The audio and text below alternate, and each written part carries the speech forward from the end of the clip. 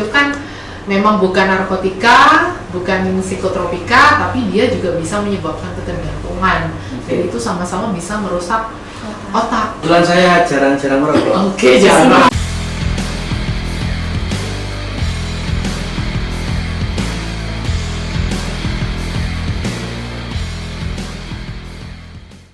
Assalamualaikum sahabat Memorandum TV, jumpa lagi dengan podcast Memorandum TV. Kali ini kita bersama tamu yang istimewa. Tamu spesial kita adalah mbak-mbak dari Badan Narkotika Nasional Kota Surabaya atau BNNK. Yang pertama ada Mbak Rahmatika Ramadan, MI Kom. Assalamualaikum. Iya, assalamualaikum Mas Eko. Panggilannya Mbak Tika ya? Tika, ya. Yang kedua ada Mbak Linda Listio, SH. Assalamualaikum Mbak. Waalaikumsalam. Panggilannya apa ini? Listio apa Mbak Linda? Linda saja. Ya, Linda Nama saja. kerennya. Wes. Om Agung. Nah, dalam Memorandum TV, apa dan bagaimana kedua narasumber kita ini?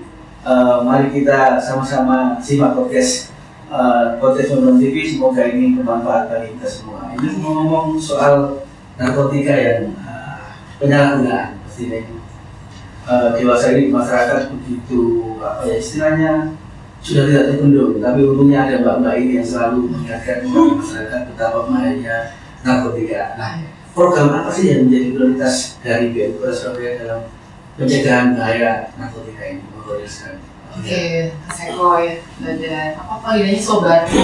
Sahabat Memorandum TV ya. Baik, terima kasih atas waktunya Mas Eko. Saya Tika dan Mbak Lini diperkenankan sharing di sini. Kami sangat senang sekali. Jadi memang BNN itu punya program prioritas nasional. Kalau dari bidang kami atau seksi kami itu adalah pencegahan dan pemberdayaan masyarakat, di mana program prioritas nasional BNN ini adalah turunan dari BNN Pusat, BNN Provinsi, dan BNN Kota atau Kabupaten. Jadi di bidang pencegahan dan pemberdayaan masyarakat ini ada yang namanya program prioritas nasional Kelurahan Bersinar atau ketahanan keluarga anti narkoba berbasis sumber daya pembangunan desa. Jadi di mana setiap tahunnya BNN Kota Kabupaten ini punya target 2 sampai 3 kelurahan yang dibentuk menjadi kelurahan bersinar atau kelurahan bersih narkoba. Tapi bagaimana para pejabat di kelurahan, kecamatan, dan juga masyarakatnya itu berkomitmen untuk bersama-sama bersinergi dengan BNN dan pemerintah kota atau kabupaten ya, itu melawan narkoba. Ya. Seperti itu. Ini kan menjadi isu yang menasional juga kan? Betul. Bahwa penyalahgunaan narkoba ini sudah sampai kepada anak-anak SD. Nah, menurut Mbak Linda, apa sih sebenarnya fondasi yang diperlukan agar anak-anak atau masyarakat ini tidak terjangkit atau menyalahgunakan narkotika? Baik, Mas Eko. Jadi saya coba menjawab. Biasanya memang kalau kita sedang sosialisasi di lingkungan pendidikan khususnya ya anak-anak, itu memang kita selalu mengenalkan meningkatkan iman dan takwa. Itu fondasi yang paling utama sebenarnya. Kalau kita sudah ada fondasi agama yang kuat, maka insya Allah anak-anak itu tidak akan terjerumus ke dalam penyalahgunaan narkoba. Itu yang pertama. Yang kedua, pola asuh orang tua itu memang harus benar-benar kita tanamkan sejak dini. Dalam artian orang tua juga harus tahu bagaimana sih mengasuh atau pola asuh yang baik supaya anak itu bisa lebih lebih harmonis gitu, seperti itu. Peran orang tua juga harus maksimal ya? Betul, karena kebanyakan anak-anak sekolah itu kalaupun punya masalah itu mereka lebih nyaman cerita ke teman sebayanya daripada ke orang tua atau ke gurunya. Nah ini kan dikhawatirkan kalau memang temannya itu memberikan solusi yang positif nggak masalah, tapi dikhawatirkan temannya ini memberikan solusi yang negatif atau hal-hal yang negatif. Tidak kita inginkan bersama ya. Iya. Ya, Mbak Tika, selain program pencegahan ini, apalagi gawe atau program dari BNN Kota Surabaya perlu dioptimalkan?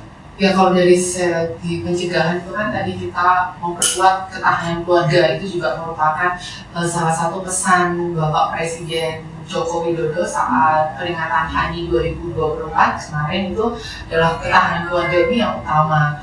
Lalu untuk dari segi pemberdayaan masyarakat, kami ada target untuk indeks kota tanggap ancaman narkoba. Juga program dari BNN Pusat itu diturunkan ke tingkat provinsi dan tingkat kota kabupaten. Bagaimana setiap kota atau kabupaten ini harus bersinergi untuk bersama-sama melakukan aksi P4GN, ya, pencegahan dan pemberantasan penyalahgunaan dan peredaran genggam narkotika, seperti itu. Jadi setiap OPD atau stakeholder itu bisa melakukan dan harusnya wajib melakukan P4GN di lingkungannya masing-masing supaya terbentuk kota tanggap ancaman narkoba, seperti itu. Ini kalau dalam pengalaman ya istilahnya Mbak Linda, apa sih alasan pengguna narkoba ini menggunakan obat terlarang ini biasanya yang ditemu di lapangan?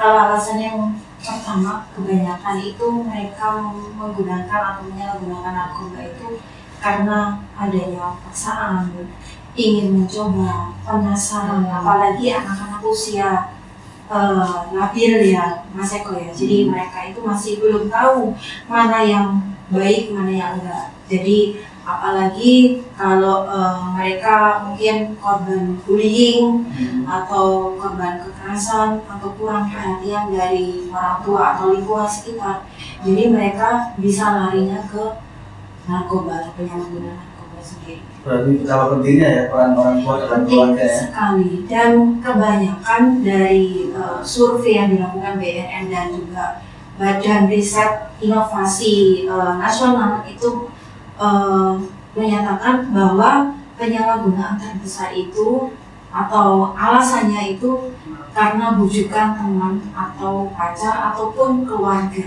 itu yang paling banyak. Karena kalau kita ditawari oleh orang asing atau orang yang tidak dikenal, pasti langsung menolak seperti itu. Tapi kalau ini kita ditawari orang yang sudah dekat, sudah nyaman sama kita, apalagi teman atau pacar, kan kita jadi kayak nyaman gitu ya, seperti itu.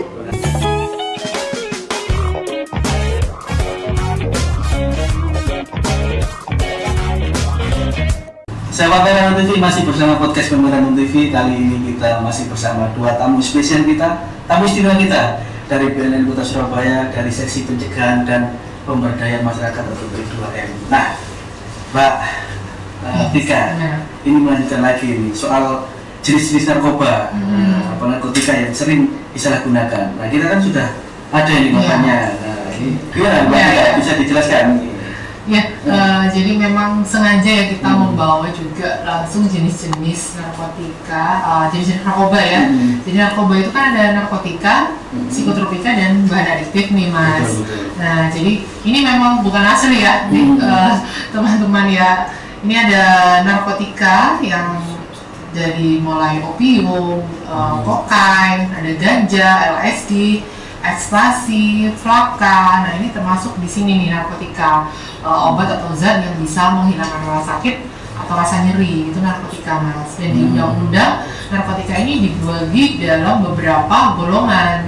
Jadi yang golongan 1 ini yang tidak boleh sama sekali untuk pengobatan, hanya untuk pengembangan ilmu pengetahuan aja ya. Kemudian itu nggak boleh ya pengobatan? Boleh sama sekali. Makanya termasuk ganja nih yang lagi masih kontroversi ya kan? Lagi pening ini. Iya. Tapi kan selama undang-undang di Indonesia masih undang-undang narkotika nomor 35 tahun 2009, ganja masih masuk dari golongan 1 ya. Entah lagi kalau mau di amandemen jadinya seperti apa, kita tunggu nanti aja ya. Lalu ini ada golongan kedua dan golongan ketiga, ini yang masih bisa digunakan dalam pengobatan tapi harus dengan catatan atau resep dari dokter dan diawasi oleh tenaga medis, seperti itu. Jadi tidak boleh sembarangan ya Mbak Linda ya digunakan kayak gitu. Ini yang narkotika. Kalau yang di bawah ini adalah psikotropika. Ini memang Betul-betulnya ya? Iya, betul. Kalau psikotropika ini lebih ke penenang ya, penenang Mas.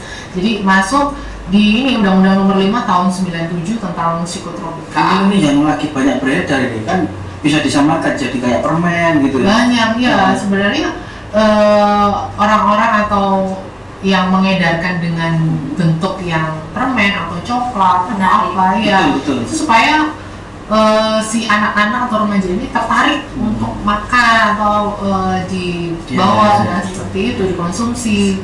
Nah yang terakhir ini adalah bahan adiktif. Kalau bahan adiktif kan memang bukan narkotika, bukan psikotropika, tapi dia juga bisa menyebabkan ketergantungan. Jadi itu sama-sama bisa merusak otak. Kebetulan saya jarang-jarang merokok. Oke, jangan. Saya panggil masih ya. Ada miras, ini ada lem, kan ini juga termasuk jenis narkoba ya, bahan adiktif yang banyak disalahgunakan oleh anak-anak ya. Nah, kayak mabuk lem gitu ya. Betul, mabuk lem, fly ya. Halusinasi. Nah, sepanjang pengalaman Mbak Linda menangani ini, lem ini sebahaya apa? Kalau menurut mereka yang pernah kecanduan. Kalau kan kebanyakan ini memang tidak mendiskreditkan seseorang yang pemakai lem, tapi kebanyakan dipakai oleh anak-anak zaman now yang dipakai karena efeknya yang ngefly, berhalusinasi, terus kalau diajak ngobrol juga yang plonga-plongo seperti itu. Jadi memang mereka itu mempergunakan itu karena harganya murah dan dijual bebas. Oke. Itu tidak mengajarkan ya, cuma dihirup aja gitu ya. Kalau seperti lem itu. Iya. Biasanya dimasukin plastik gitu ya, masukin baju dihirup atau kaleng-kalengnya gitu, dihirup gitu baunya. Oke, tapi jangan dicoba di rumah. At home ya, bahaya ya. Kalau di Surabaya sepanjang pengalaman ketika paling banyak apa yang disalahgunakan? Kalau dari di kami kan ada juga bagian rehabilitasi ya Mas ya. Nah ini yang paling banyak untuk kliennya, entah itu yang volunteer atau yang memang yang paling banyak adalah antara lain seperti ganja dan sabu, ekstasi. Nah jenis-jenis ini nih. Tapi kalau yang di anak-anak usia SMP itu paling banyak ya ngoplo, double L. Nah ini yang harus dijauhkan ini, benar. karena terjangkau, mudah didapatkan. Nah ini ngomong-ngomong Mbak Linda, kan ada biasanya anak-anak ini ingin pakai itu yang menyalahgunakan. Tempat-tempat yang bisa atau biasa digunakan mereka di mana? Kalau tempat-tempat sebenarnya semua tempat itu bisa saja dipergunakan untuk penyalahgunaan. Cuman memang yang paling rawan gitu itu ada tempat-tempat hiburan malam, diskotik, klub-klub malam gitu. Terus ada juga apartemen atau hotel yang biasanya di televisi juga ada penggerbekan seperti itu. Terus ada lagi yang agak mistis sebenarnya Mas Eko. Jadi rumah kosong atau bangunan Saya kosong. pikirannya langsung kuburan ya? Enggak ya? Ada juga. Ada juga Pak gitu. Iya. Langsung ketemu pocong. Ya namanya halusinasi ya. Nah, Mbak Tika ini kan ada alat untuk ngetesnya. Ini biasanya BNN Kota itu kalau ada masyarakat yang ingin mungkin ngetes anaknya, apakah itu bisa dilakukan di BNN Kota? Ya sangat bisa sekali ya Mas ya. Jadi kan tiap BNN itu hampir semua BNN kota atau kabupaten, provinsi juga dan pusat itu punya klinik Pratama. Jadi di klinik Pratama itu menerima yang namanya layanan SKHPN. SKHPN Ya, panjangannya surat keterangan hasil pemeriksaan narkotika. Bebas narkoba lah. Ya, karena kalau surat bebas atau bersih narkoba dan sesuai dengan peraturan pemerintah seharga 290.000 itu sudah include dengan alatnya. Jadi tinggal datang aja ke klinik Pratama yang ada di BNN kota masing-masing ya. Kalau di Surabaya ya di kantor BNN Kota Surabaya di Jalan Ngagel Madia 5 nomor 22. Bawa fotokopi KTP bisa secara online sekarang Mas. Jadi daftarnya online dulu. Ya, jadi nanti datang tinggal langsung cek urinnya. Nah itu kan tadi Ibu ya berbayar. Mbak Linda, adakah yang gratis misalnya? Apakah itu pernah dilakukan BNN Kota atau seperti apa? Kalau gratis biasanya kita memang tetap ada kerjasama dengan Dinas Kesehatan Kota Surabaya. Jadi kita biasanya memang kalau sedang melakukan razia atau apa, kita memang ada kerjasama dengan dinas-dinas terkait yang bisa menyelenggarakan tes urin itu tadi. Karena memang kita tidak didukung anggaran seperti itu untuk pembelian tes urin. Oh, berarti ini mungkin ke depan mungkin pemerintah kota bisa lewat IPA lah mungkin ya, menyumbang tes pack itu ya. Tes kit mas. Tapi kalau nggak hamil lah. Sorry, tes kit itu ya. Iya. Jadi di pemerintah kota sendiri sudah terbentuk nih mas. Ya. Keputusan wali kota terkait tim terpadu P4GR. Nah, di level iya. pemerintah kota Surabaya sudah ada dengan ketuanya wali kota Surabaya, wakilnya Sekda dan BNN, untuk ketua pelaksana harian atau sekretarisnya di Bakus Bangpol Kota Surabaya, dan anggotanya adalah beberapa OPD yang masuk dalam pemerintah kota Surabaya, baik itu dinas kesehatan, dinas budaya, olahraga dan pariwisata ya, disebut Parapar, Dispendik. Nah itu Ciri-ciri penggunaan narkoba ini kadang-kadang orang nggak tahu. Dikira orang GPU nggak duit apa kakek tangan, sekarang repot. Makanya kan beda tipis. Bisa dijelaskan Mbak Tika, ciri-ciri penggunaan narkoba itu seperti apa? Iya, emang ciri-ciri penggunaan narkoba itu kalau yang masih dalam awal tahap coba-coba itu memang tidak terlalu kentara ya Pak. Ya ini ya. Tapi kan kadang juga apa yang dia konsumsi beda orang, beda juga Efeknya ya? efeknya benar. Jadi kayak ada beberapa orang yang konsumsi sabu, ada yang kurus, ada yang tetap kelihatan sehat ya gitu. Cuman memang pasti terlihat dari psikisnya. Jadi orang yang awalnya kegiatannya banyak positif, jadi berubah ke negatif. Kalau anak-anak usia sekolah, jadi awalnya rajin jadi males, sering bolos. Yang dulu rajinnya seperti itu, nilai ulangannya juga turun karena ya efek dari dia sudah ketagihan narkotika nih. Dari pandangan matanya ini udah nggak bisa fokus lagi, sering. Biasanya kalau kita sosialisasi ya 3 D ya, jangan lupa nih ciri-ciri awal. Jadi suka bengong ya, ngelamun aja itu kerjaannya. Terus yang kedua suka bohong ya, bohongin orang tua, misalnya disuruh minta uang buat beli buku, ternyata buat beli sabun, kayak gitu. Yang ketiga dia suka nyolong. Nah ini yang bahaya. Nyolong ini. Tapi nggak boleh menjustis fisik ya. Guru narkoba. Iya. Kalau zaman dulu kan jangkis banget kan kata-kata itu. Udah padahal ya. Perawakannya kayak gitu.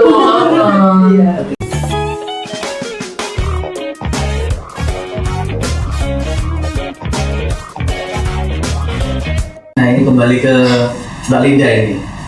Ada nggak ini ciri-ciri yang tips atau trik jitu yang untuk membuat seseorang menjauhkan diri dari narkoba? Seperti apa Mbak Linda? Kalau tips memang kita harus itu tadi yang seperti saya bilang awal itu, Mas Eko, jadi lebih mendekatkan diri pada Tuhan Yang Maha Esa, bisa dengan cara mungkin kalau di lingkungan pendidikan itu diterapkan sholat duha bersama dan sholat duhur bersama. Nah itu juga bisa menanamkan ke anak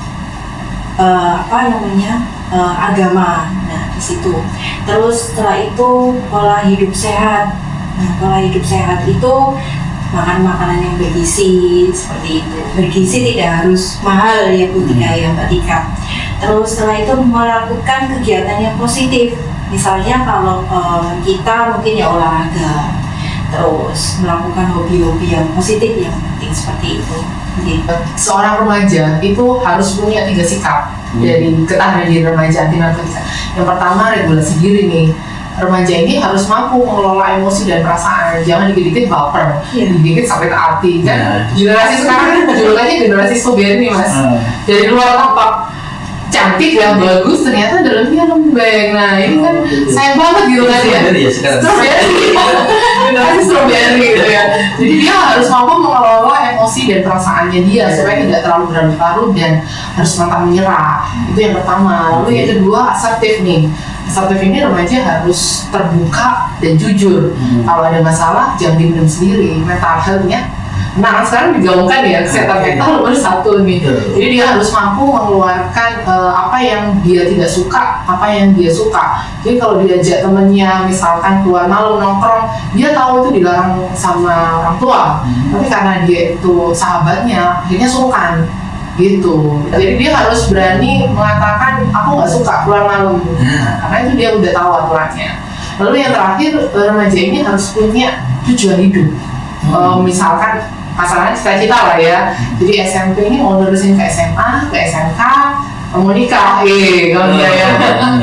Gitu. Dan dia remaja ini harus mampu menerima tantangan. Zaman sekarang nih Mas, kan tantangan generasi Z ya kan. Sekarang kan itu gak hanya narkoba kan banyak sekali. Jadi termasuk ini media sosial. Betul. Apakah ada korelasinya ini media sosial pengaruhnya sama penggunaan narkoba ini?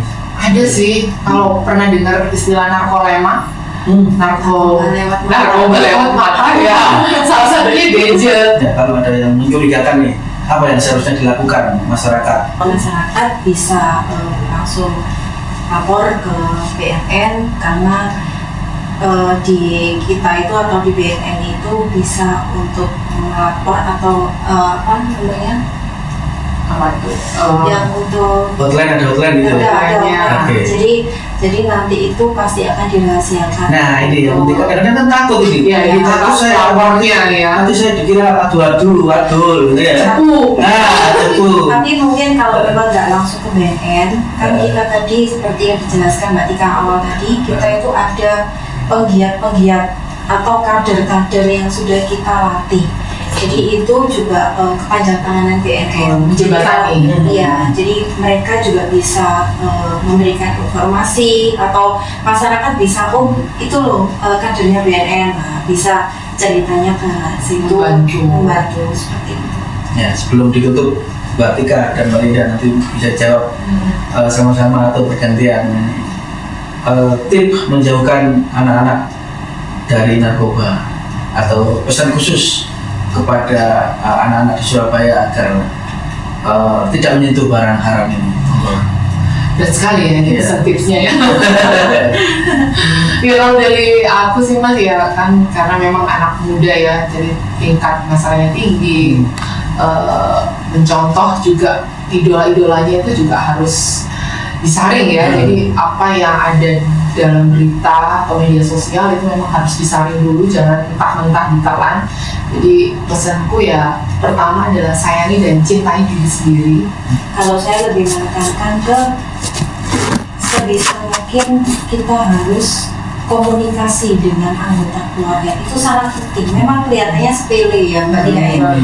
Kayak kita pekerja, ibu-ibu pekerja, kalau sudah pulang capek, tidak menyampaikan anaknya, padahal hanya bertanya tadi ngapain, tadi sekolahnya bagaimana, ada PR apa, seperti itu, simpel, tapi anak itu butuh seperti itu, butuh perhatian, paling nggak disempatkan sedikit aja berkomunikasi, karena kita tidak usah ngoyo-ngoyo mengubah dunia atau negara.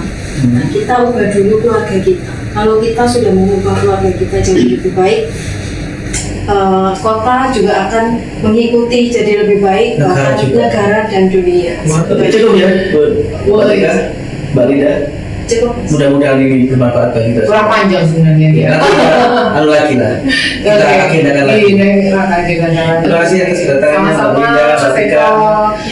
Titip juga ya supaya lingkungan keluarga kita terbebas bersih dari penyalahgunaan narkoba. Insya Allah itu menjadi harapan kita bersama. Amin. Terima kasih sudah menyaksikan podcast Memorandum TV. Mudah-mudahan bermanfaat bagi kita semua. Salam sehat, salam Memorandum TV. Salam sehat tanpa narkoba. Wassalamualaikum warahmatullahi wabarakatuh.